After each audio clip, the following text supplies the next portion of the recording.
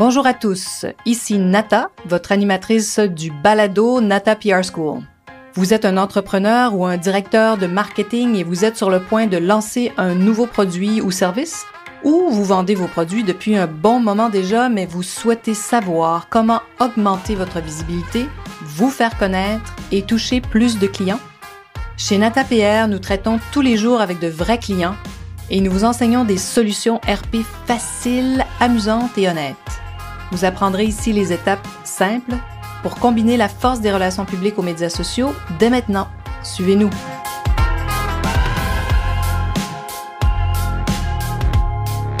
Bonjour et bienvenue à ce 25e épisode du balado du podcast Nata PR School. Lynn Sainte-Marie est mon invitée pour cet épisode et on va parler d'une nouvelle profession finalement qui existe depuis pas si longtemps, qui est l'influence sur les médias sociaux. On en parle énormément, tout le monde veut travailler avec des influenceurs. Et puis je vais vous présenter rapidement Lynn, qui est une fille que j'adore, que j'admire beaucoup, qui est une femme de cœur, mais brillantissime et qui a su se réinventer plusieurs fois dans sa vie. Elle a été mannequin, elle a travaillé énormément en Asie.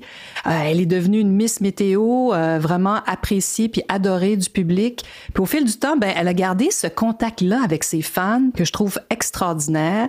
Puis elle a gardé, c'est ça, son influence. Puis en étant toujours vraie, en étant toujours elle, cette femme de cœur qui a 2 enfants.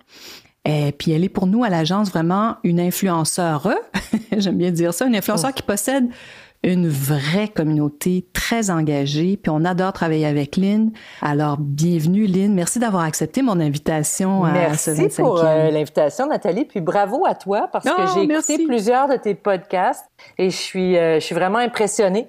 C'est quelque chose, c'est un nouveau médium pour toi, puis tu progresses à un rythme fou, puis c'est vraiment très intéressant, très instructif. Merci. T'es vraiment très bonne, alors je suis très honorée que tu m'invites comme influenceur, c'est vraiment le fun. Ça me fait plaisir, puis comme tu t'en doutes, les gens qui nous écoutent sont très préoccupés par ça, parce que donc le podcast, puis ce qu'on est en train de proposer, c'est comment on fait pour se faire connaître, D'ailleurs, les marques t'approchent aussi, mais ça, avant qu'on parle de tout ça, je voulais que tu nous parles un peu de toi, ta découverte du web, ton expérience du web, puis quand as-tu créé ta page Facebook, juste pour que les gens puissent te situer un peu. Absolument. Moi, j'ai commencé dans les années 80 dans les médias traditionnels, donc j'ai été actrice, j'ai été chroniqueur à la télé. Après ça, j'étais mannequin, comme tu le disais, j'ai voyagé partout, donc je suis habituée de travailler dans les magazines, les journaux. Ouais. Donc, tu connais très bien les médias traditionnels. Exactement. De dans les années, fin années 90, j'ai fait le cours ProMédia, qui fait que j'ai commencé à faire de la radio, que j'ai commencé à écrire pour des magazines et que j'ai commencé à faire des chroniques à la télé. Donc, je suis vraiment issue des médias traditionnels purs et il a fallu que je me réinvente, comme tu le disais, parce que après plusieurs années, le médium, les médias ont beaucoup changé et les secteurs de publicité, d'emploi, ça a beaucoup évolué. Et avec l'arrivée de l'Internet et des réseaux sociaux ensuite, là, tout a changé, tout a basculé et il a fallu qu'on s'ajuste. Nous, j'ai 55 ans, donc ça fait 35 ans que je travaille dans ce milieu-là. C'est incroyable. Je dois toujours m'adapter et m'ajuster. Mais les dernières années, moi, j'ai touché la première fois de ma vie un ordinateur, j'avais 30 ans. Alors, on est loin des jeunes, mes enfants qui, à 3-4 ans, avaient un iPad dans les mains pour jouer. Là. Toi et moi, on se rappelle quand l'Internet n'existait pas. Puis quand l'ordinateur, une souris, la première fois que j'ai utilisé une souris, j'avais 30 ans. Alors, c'est fou, là. Donc, on doit vraiment s'adapter. Et moi, c'est une de mes qualités, c'est l'adaptabilité. J'ai vécu partout, donc c'est quelque chose qui me fait pas peur. Sauf qu'en même temps, c'est beaucoup de travail pour nous parce qu'on n'est pas nés là-dedans comme nos jeunes. Alors, on peut être fiers de nous, Nathalie, parce qu'on travaille beaucoup plus fort. Je pense qu'on est 2 exemples de c'est possible d'apprendre de nouvelles choses toute sa vie. Donc, c'est ça, sur le web, je suis arrivée quand je faisais la météo, en fait, à TVA. J'ai été Miss Météo pendant 12 ans. 12 ans, hein? Wow. Oui, puis j'ai des amis qui étaient sur Facebook qui m'avaient dit, tu devrais embarquer embarquer sur Facebook, c'est vraiment le fun, c'est un réseau social et tout. Ça a pris du temps avant que j'embarque, mais finalement, je suis arrivée sur Facebook. Il y avait plein de collègues à moi de TVA qui étaient déjà sur Facebook. Puis j'ai retrouvé des amis d'enfance et tout, des amis qui vivaient encore en Asie, en Europe. Donc, j'ai trouvé ça vraiment très le fun, Facebook pour ça. Mais j'ai commencé à m'en servir pour la météo. Alors, quand il y avait une tempête, par exemple, un orage, des orages violents partout au Québec, ben j'écrivais un statut sur Facebook aux gens. Hey, dites-moi où vous êtes au Québec, puis qu'est-ce qui se passe chez vous? Est-ce qu'il y a des orages? Est-ce qu'il y a de la grêle? Tout ça. Puis j'avais vraiment un reach, une audience qui répondait. Oui, qui répondait beaucoup à mes posts. Puis je me souviens que TVA, à ce moment-là, n'aimait pas vraiment que je sois sur les réseaux, qu'on soit sur les réseaux sociaux. Puis moi, je me disais, mais ils comprennent pas parce que... Oui, absolument.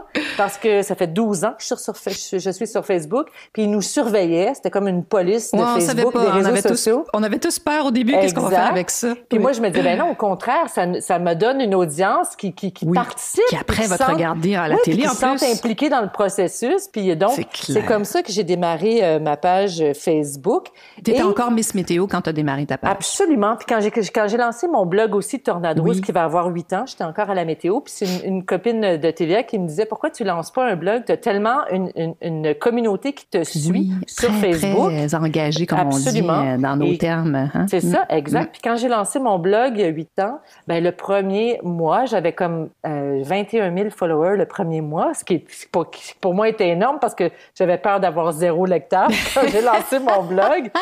C'était fou la veille de lancer mon blog. Je me disais, mais voyons, qui va me lire, puis j'ai eu après ça des collaborateurs, mais qui va me lire, qui va être intéressé à ce que j'ai à raconter, c'est tout le temps ça la peur. Mais il y a tout le temps des gens intéressés, c'est qu'on se développe des communautés qui nous ressemblent, des gens qu'on rejoint dans nos valeurs et dans ce qu'on a à partager. Donc c'est vraiment intéressant et pour moi ça a été une super découverte Facebook, le blog, l'Internet et tout ça. Puis, écoute, 12 ans plus tard, on est ici aujourd'hui dans ton podcast. Oui, dans mon podcast, c'est ça, c'est drôle, hein, quand on pense à tout ça. Complètement. Puis, tu sais, les médias traditionnels sont encore là, existent toujours. Nous, on les combine beaucoup. Donc, tu es un exemple parfait de ça, justement. Des fois, on parle à des entreprises, nous, à des marques, on leur dit, ben pour nous, des influenceurs, c'est pas nécessairement les mêmes que pour vos jeunes directeurs du marketing qui regardent, tu sais, les fils, puis YouTube, les fils Instagram, mais tu sais, le look des fils Instagram, ils cherchent quelqu'un qui ressemble à la marque.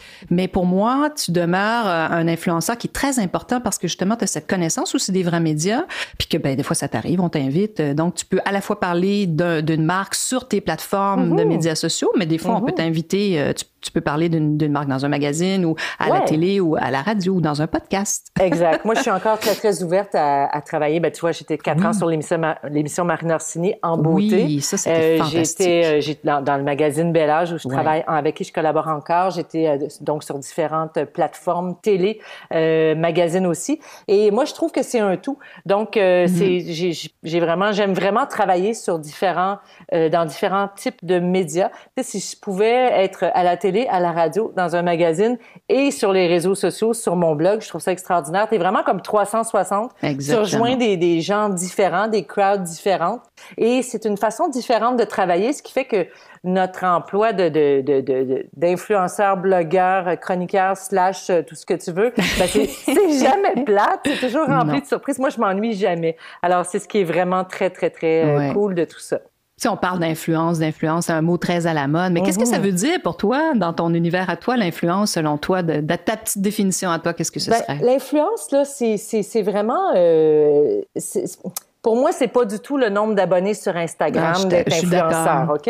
Écoutez ça, tout le monde, là. Écoutez ça, nos amis, là. C'est pas ça, puis on est d'accord là-dessus. C'est une relation qui se bâtit lentement, qui se bâtit avec les mois, les années, qui fait que les gens développent une confiance en toi, qui s'attachent à toi, qui savent que tu as une authenticité, une crédibilité. Tu es responsable aussi de quoi tu parles. Tu as une responsabilité envers ta communauté. Tu es quelqu'un d'habitude... moi, j'ai une influence parce que je suis très accessible. On me dit souvent, les vedettes sur les réseaux sociaux sont pas accessibles, mais toi, Aline, oui. Mais moi, je me considère pas du tout comme une vedette. Je suis une personne normale. Mais t'es une personnalité un peu dans le sens où ils te voient depuis très longtemps. Il y en a beaucoup qui te connaissent. Parce que ça fait 30 ans que je travaille à la télé, tout ça. Reste que je suis une personne normale, puis ma job, c'était de faire des chroniques ou de la météo à la télé. Moi, je me considère pas comme une vedette, donc je suis très, très, très accessible. Et je suis très authentique dans le sens où je fais pas semblant d'être quelque chose que je ne suis pas. Oui. Donc, quand je dis aux gens, c'est fou l'influence. Un moment donné, j'ai écrit un article, probablement un des articles les plus lus sur mon blog. « Docteur, j'ai une boule dans la gorge. » J'avais toujours une boule dans la gorge. Je suis allée voir le médecin. J'ai raconté c'était quoi ma boule dans la gorge.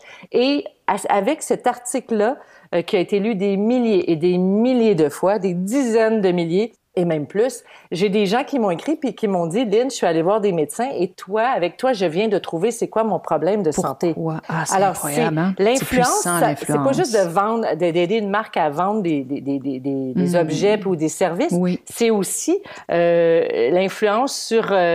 moi, je remarque que sur mon Instagram, il y a la plupart des gens mettent des trucs à vendre, les influenceurs. Moi, je mets beaucoup de photos de ciel, de nature, de pêche. Puis à un moment donné, j'ai remarqué que les gens, mes amis, les gens qui sont dans ma communauté, commençaient à mettre des photos de fleurs, des photos de nature, des photos de ciel. C'est ça l'influence. Oui. Moi, mon influence, c'est ma façon de vivre à moi qui est très... je suis pas une grande consommatrice de rien. Je suis vraiment une fille de nature. Je suis une maman très, très... qui s'occupe beaucoup, beaucoup, beaucoup de ses enfants, de mon chien. C'est ça ma vie, c'est ma famille. Oui. Mais l'influence, c'est justement d'influencer les gens, pas seulement sur la consommation, les achats, mais sur une façon de vivre, une façon d'être, une façon de voir la vie aussi. Moi, je partage beaucoup mes états d'âme dans mes articles aussi de blog, de façon de gagner de la confiance en soi, de façon d'être bien, de lâcher prise en ce moment depuis le début de la COVID. Je donne beaucoup de trucs aux gens, comment se sentir mieux. C'est ça l'influence. C'est moi, j'ai la chance d'avoir une communauté qui est très engagée, qui me suit depuis longtemps. Puis, je fais très, très, très attention à ce que je partage pour influencer positivement les gens à agir selon ce qui est bien, selon moi, partager mes valeurs, mon positivisme. Puis j'essaie d'encourager les gens parce qu'en ce moment, c'est ça que les gens ont besoin. Mais c'est intéressant parce que souvent, quand j'explique la différence, des fois, les marques savent pas tout le temps. Ils sont pas tout le temps, ils consomment pas les médias sociaux autant que nous. Puis bon, ils comprennent pas trop c'est quoi un influenceur. Des fois, je leur explique, c'est la différence entre un influenceur et un journaliste. Toi, tu comprends les deux, fait que c'est d'autant plus intéressant. Tu sais, un journaliste, il va raconter, bien sûr, l'histoire du produit puis de la marque. Mais un influenceur, tu viens de le dépeindre d'une super façon, c'est que vous racontez votre histoire. C'est ce que je leur dis. Je dis, faut que vous compreniez que l'influenceur à qui vous avez envie de travailler, il raconte son histoire. Donc, il faut qu'il intègre dans sa vie votre produit pour que vraiment ça ait un impact. Autrement, tu le dis tout le temps, quand tu parles ça dépend comment tu parles d'un produit. Oui. Les gens, tu sais, des fois, les marques t'approchent, puis tu vas en parler d'une certaine façon, les gens vont réagir plus ou moins parce que, pour toutes sortes de raisons. Mais quand c'est un produit que tu intègres vraiment, tu sais, que mais il y a aussi le fait que moi, par exemple, je refuse à peu près 90% des contrats qu'on m'offre sur Instagram parce que ce ne sont pas des choses qui fitent dans ma vie, dans ma façon de vivre. Je vois pas comme... Je regardais beaucoup de marques américaines qui m'approchent pour devenir influenceur, ambassadeur, tout ça. On est beaucoup approchés par des agences américaines. Et moi, j'ai pas dit oui une seule fois à date parce que ça ne correspond pas à mes valeurs. Ce n'est pas des choses que j'endosserais. Wow. Donc, je suis vraiment là-dedans, dans l'authenticité, mon intégrité, parce que moi, Nathalie, les gens me connaissent depuis tellement longtemps que si je dis que j'aime un produit, je dis, OK, voici, j'ai adoré ce produit-là et que le produit n'est pas bon, je vais recevoir 30 000 messages en privé qui vont me dire, Lynn Sainte-Marie, tu nous bullshit, c'est pas vrai que ce produit-là est bon. Alors moi, c'est impossible que je mente. Mais c'est toujours selon mes goûts. Comme je dis aux gens, une crème qui est bonne pour ma peau, ça veut pas dire qu'elle va être bonne pour ta peau. On est très différents. Sauf que jamais tu vas me faire parler d'un truc que je n'endosse pas, de produits que j'endosse pas. Anyway, je suis pas une page de publicité. Moi, je suis vraiment une chroniqueur, blogueuse. J'ai un métier. Je considère ça comme un métier. Et je suis influenceuse, mais je suis juste un petit peu influenceuse. Oui. Mon métier, c'est pas ça. J'aime beaucoup ce que tu dis parce que je voulais te poser cette question-là. Qu'est-ce que les marques savent pas, mais tu commences à le dire? C'est-à-dire que si tu parles d'un produit puis que vraiment, eux, ils sont pas contents, tu vas recevoir 30 000. Tu sais, des fois, les marques, ils pensent pas à ça, hein? Tu vas recevoir 30 000 commentaires négatifs ou pas, tu sais, vraiment. Donc, quoi d'autre que les marques savent pas? pas que toi, tu sais, de ce lien-là que tu as avec ta communauté? Qu'est-ce que des fois, tu sais, tu te en fais fait, approcher par toutes sortes de marques? il y a des marques qui m'approchent, qui m'ont approché dernièrement. Tu sais, dernièrement, les campagnes, je te dirais, depuis un an, ont été beaucoup sur Instagram. Moi, j'en fais très peu, j'en accepte très peu parce que c'est très contrôlé. Ils nous donnent, pour un post, une photo à faire, ils me donnent 5 pages d'instructions. Moi, je suis comme, non. Je ne vais pas commencer à... Tu vas pas me dire quoi faire dans ma... Ça devient... Dans ta communauté. Ça devient plus authentique. Ouais. Écoutez, les amis, c'est ça que nous, moi, je dis toujours ça à mes clients. Hein. Il faut comprendre que, tu sais, tu vas prendre la couleur de cette personne-là. Il faut lui donner de la latitude. Totalement. Ouais. Tu peux me dire la date de publication, combien de publications tu veux, mais s'il te plaît, faut nous laisser faire. Moi, je suis très, très instinctive. Donc, je suis pas quelqu'un qui, dans la vie, je suis comme ça. Je suis TDAH. Avec 5 pages d'instructions, là, c'est comme trop, là. Moi, je suis TDAH, puis je suis pas capable de lire les 5 pages d'instructions. Donc, si tu veux que quand tu engages, par exemple, un influenceur, une blogueuse comme moi, si tu vas avoir un impact, moi, je vais te demander c'est quoi les résultats que tu attends, quels résultats la marque attend, et avec ça, je vais proposer... les attentes, hein? Les marques, qui des fois, sont démesurées peut-être un peu. Exact, sauf que je vais proposer vraiment un plan sur mesure. OK, voici comment je pense que ton produit est ma communauté, comment je peux atteindre ma communauté avec ton produit, comment je peux faire passer le message, mais je travaille très lentement, Nathalie, c'est fou. Je m'assois puis je réfléchis à... OK, je connais les marques avec lesquelles je travaille, je les connais habituellement. C'est beaucoup des marques d'ici.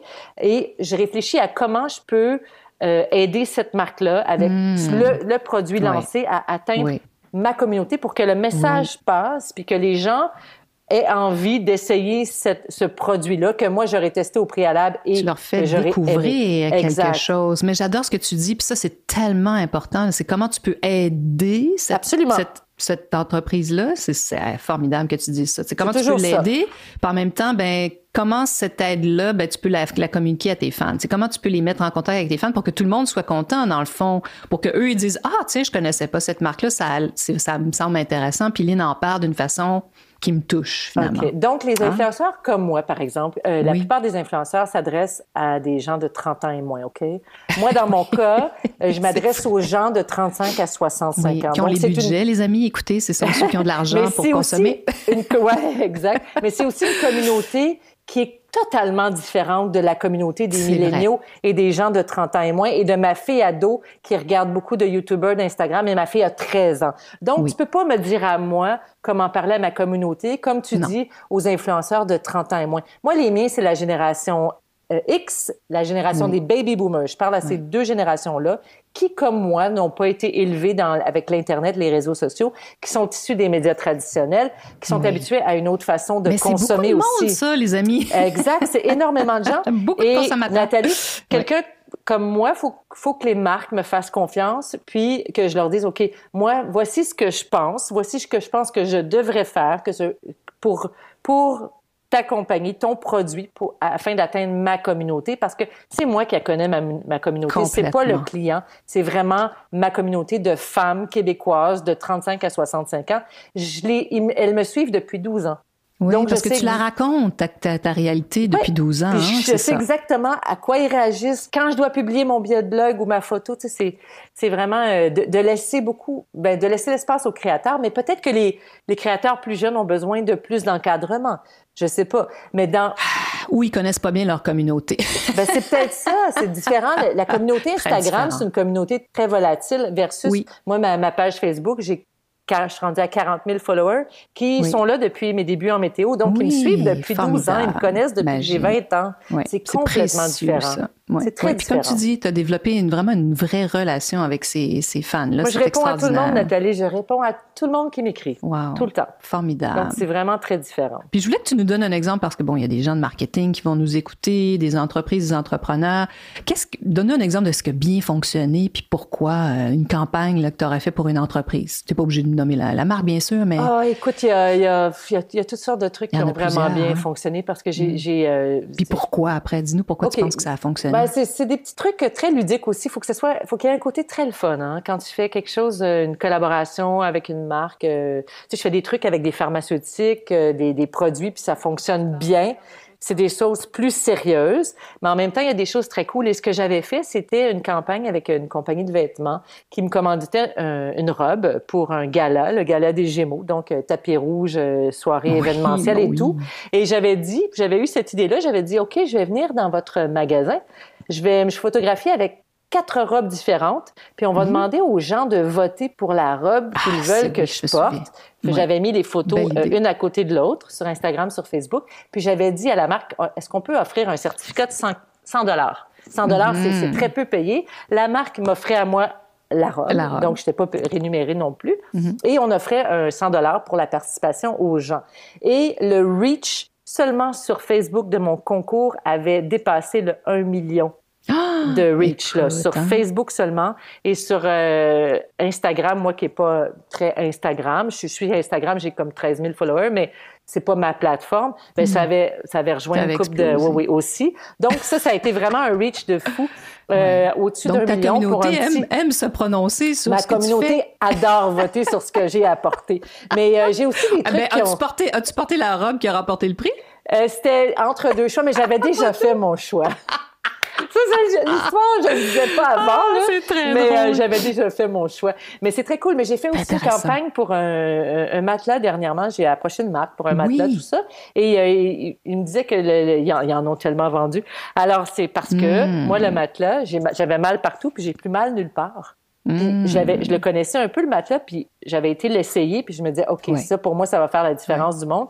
Et j'ai plus mal nulle part, puis j'ai dit à ma gang de followers qui ont mon âge, qui ont mal partout, ben vous n'aurez plus mal nulle part, vous n'aurez plus mal. Vous pouvez l'essayer. En tout cas, mais moi, j'ai plus mal. Wow, mais les produits de beauté aussi, tu sais, il y a plein d'exemples qui fonctionnent bien. Des fois, il y a des choses qui fonctionnent moins bien parce que c'est peut-être des sujets qui sont plus difficiles à mettre en valeur aussi, puis à vendre, puis c'est des trucs plus pointus, tu sais. Donc, c'est vraiment très différent. Mais dans mon cas, quand on m'approche pour faire une collaboration, si ça m'intéresse, je prends vraiment le temps, pendant quelques jours, de voir... Je vais voir la marque. Non, je vais voir vraiment la marque, qu'est-ce qu'ils font sur les réseaux sociaux. Je vais voir c'est quoi leurs produits quand c'est une marque un peu nouvelle. Puis je réfléchis vraiment à de quelle façon originale, quelque chose que j'ai pas encore fait, que je pourrais proposer. Ça peut être une vidéo, ça peut être un concours, ça peut être de faire tester à mes followers. J'ai fait ça à 2-3 reprises. Mes filles ont adoré, mes femmes qui me suivent. OK, qui veut... Je dois écrire un article sur un nouveau produit de beauté. Wow, quelle belle idée. Et je fais un concours, 5 de mes followers qui gagnent le produit et qui testent avec moi. C'est super. Donc, ma gang de filles teste. Fait que, tu vois, j'essaye vraiment de trouver des trucs. De les faire participer aussi à ta vie, à ce que tu vis. C'est formidable. Absolument. Donc, au fait, puis ce que tu racontes, c'est aussi ce que je dis, c'est-à-dire qu'il y a des influenceurs comme toi, qui ont des pages Facebook, des comptes Instagram importants, c'est un mélange. Parfois, ils vont parler, il y a des collaborations payantes, il y en a d'autres où ça va être un coup de cœur pour que justement les gens sentent que tu n'es pas toujours en train de parler d'un produit pour lequel tu as été payé, bon, même s'ils savent, puis qu'ils te suivent, mais au fait, tu ne perds pas ta crédibilité, même quand ils savent que c'est une collaboration, ben ils savent que tu l'as testé, puis que tu en parles avec franchise. Puis si tu regardes mon blog, Nathalie, si tu vas voir les articles sur mon blog, tu verras que 90% des articles n'ont pas été commandités. Moi, je crée encore beaucoup de contenu non commandité. J'ai une gang de collaboratrices extraordinaires. Dernièrement, on a fait plein de recettes et le blog a explosé avec les recettes. Et pourtant, moi, je suis pas quelqu'un qui cuisine beaucoup de temps en temps, mais mes collaboratrices, j'en ai 3 qui sont d'extraordinaires cuisinières. Puis j'ai dit, dans le temps des fêtes, depuis la pandémie, en fait, let's go. On met des recettes de caramel, de confiture, de toutes sortes de trucs réconfort. Mais tu vois, c'est pas commandité. Mais le truc, c'est que on a tellement eu un super rendement grâce aux recettes que là, j'envoie mes chiffres à des pilleurs qui ont des marques de bouffe. Puis je me dis peut-être qu'à un moment donné, on aura une collaboration payante pour le blog et pour mes collaboratrices. Justement, parce que c'est en créant du contenu comme ça, quand on a des résultats qu'on peut montrer, qu'on peut dire aux marques, OK, si vous avez une opportunité de travailler en bouffe ou en beauté ou en mode, ben voici les résultats que nous, on peut avoir avec mes plateformes. Oui. Tu sais. Alors, vous comprenez maintenant pourquoi nous, à l'agence, on aime tellement travailler avec Lynn, amie qui nous écoutait. Entre autres pour ça, parce que c'est toujours vrai, c'est toujours appuyé aussi sur un questionnement. Toi, tu te poses des questions. C'est pas j'ai besoin d'argent cette semaine, je dis oui à ces marques-là parce que je gagne ma vie. Ou bon, il y a des influenceurs qui font ça. À tous les jours. Il y en a qui font des contrats tous les jours. Moi, je peux pas travailler comme ça. Premièrement, ça me rejoint pas. Et je sais que mes followers, s'ils commencent à me voir publier n'importe quoi à n'importe quel jour, ils vont m'abandonner en cours de route. Oui. Ils vont dire, mais cette fille-là, on peut plus avoir confiance en ce qu'elle nous dit, en son jugement, parce qu'elle dit n'importe quoi. Oui. Ça, c'est mon avis à moi. Moi, je vois vraiment ça à du moyen, long terme et non pas à du court terme. Oui. Puis il y en a d'autres des influenceurs comme toi. Il y en a. Au fait, cherchez-les parce que vous n'êtes pas nombreux, mais il y en a qui ont construit, c'est ça, cette espèce de, on appelle ça une communauté, mais c'est des fans, finalement, qui vous suivent, des gens qui aiment ce que tu racontes. Il y en a d'autres aussi. Mais je te dirais qu'il n'y en a pas tant que ça. Pour moi, tu sais, des influenceurs, j'appelle ça des vrais influenceurs. Ouais, je comprends. Parce que bon, des fois, il y en a qui on le sait, ils ont participé à une télé-réalité, puis tout à coup, ils se ramassent plein de fans, mais c'est très volatile. Ma fille me montrait une influenceure sur TikTok qui est multimillionnaire. Puis je dis, mais qu'est-ce qu'elle fait dans la vie, Jeanne? Ma fille me dit, elle a fait une danse, puis c'est devenu viral. Alors, cette fille-là, fait des millions par année. Elle a déjà sa marque de cosmétiques. Là, je suis comme, OK, c'est tellement superficiel. Il n'y a pas de fondation. C'est assis sur rien. C'est sur une vidéo de TikTok où la fille était cute puis elle dansait. C'est juste des followers puis des chiffres. Mais il n'y a rien de concret. Il n'y a rien de vrai là-dedans. Je t'avoue que pour moi, là, c'est vraiment un mystère que les marques embarquent là-dedans, mais en même temps, je peux les comprendre. C'est des chiffres. C'est des chiffres. C'est de la visibilité. C'est que ça. Mais c'est que ça. Ouais. C'est des grandes marques de grande consommation, là. Bon, les Coca-Cola de ce monde, pour pas les nommer, ou des grandes marques comme ça. Eux, ça va les intéresser parce que ça leur donne un rayonnement. C'est ça. Puis moi, j'ai dit à ma fille, justement, est-ce que tu peux me montrer comment ça fonctionne, TikTok? On va faire une danse ensemble, ma fille, puis on va devenir virale, puis maman va devenir riche. Là, ma fille, elle me dit, jamais, maman, j'aurais trop honte. C'est pas pour toi, TikTok. Elle refuse que je danse sur TikTok. Bon, c'était ma question. Donc, tu as un compte TikTok, mais tu l'as pas encore utilisé? J'ai pas de followers. Je pense que j'embarquerai pas là-dedans parce que justement, je me suis posé la question. Tu sais, à un moment donné, il y avait Snapchat, il y a Twitch, il y a TikTok. Ça fait beaucoup. Je suis comme, OK, ma communauté à moi, j'ai un channel YouTube, j'ai un compte YouTube et j'ai essayé de mettre des trucs là-dessus dont je me sers pour mettre sur le blog. Mais ma communauté n'est pas vraiment sur YouTube. Ma communauté de femmes de 35 à 65 ans québécoises qui parlent français, c'est tellement ciblé. Elles sont elles lisent les magazines traditionnels, elles regardent encore la télé. Elles sont beaucoup sur Facebook, un peu sur Instagram. Sur mon blog, ça va vraiment bien. Là. J'ai vraiment beaucoup de lecteurs. Quand je publie un article, c'est vraiment... Moi, sur le blog, c'est 2 articles par semaine maximum. Puis j'ai des chiffres de fou pour le peu d'articles qu'on publie. Donc, chaque article est beaucoup lu versus publier plein de petits articles, pas beaucoup lus. Moi, c'est vraiment du contenu.